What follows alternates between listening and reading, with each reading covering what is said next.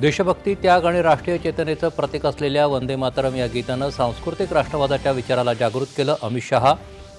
काँग्रेसच्या नेतृत्वाखाली संसदेत वंदे मातरम गायन बंद झालं, मात्र भाजपाच्या राम नाईक आणि अडवाणी यांनी पुढाकार घेऊन वंदे मातरम गायन पुन्हा सुरू केलं. अमित शहा. लोकसभेत निवडणूक सुधारणांवर चर्चा, आयोग राबवत असलेली SIR मोहीम बेकायदेशीर असल्याचा काँग्रेसचा आरोप.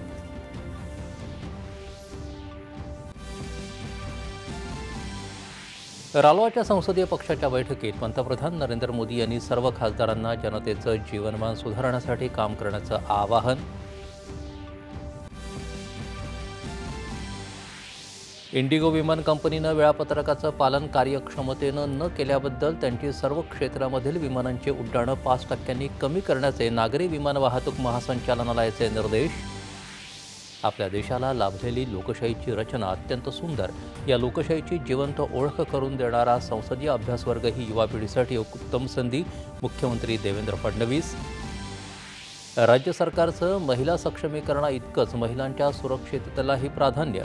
सुरक्षेसाठीचे कायदे कठोर केले असल्याची मुख्यमंत्र्यांची विधानसभेत माहिती. तुकडेबंदी नियमात सुधारणा करणारं जमीन महसूल कायदा विधेयक विधानसभेत मंजूर.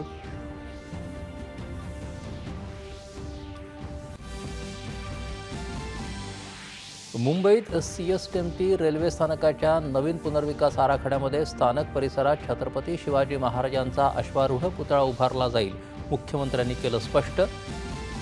तिरुपती आणि शिर्डीला जोडणाऱ्या नवीन जलदगती रेल्वेगाडीला आजपासून प्रारंभ.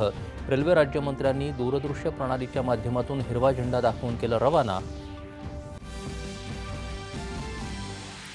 भारत आणि दक्षिण आफ्रिका यांच्यातील 5 T20 सामन्यांच्या मालिकेतला पहिला सामना आज कटक इथं रंगणार. आणि ज्येष्ठ सामाजिक कार्यकर्ते आणि कष्टकरी आणि श्रमिकांचे आधारस्तंभ बाबा आढाव यांच्या पार्थिवावर आज संध्याकाळी पुण्यात शासकीय इतमामात अंत्यसंस्कार. नमस्कार.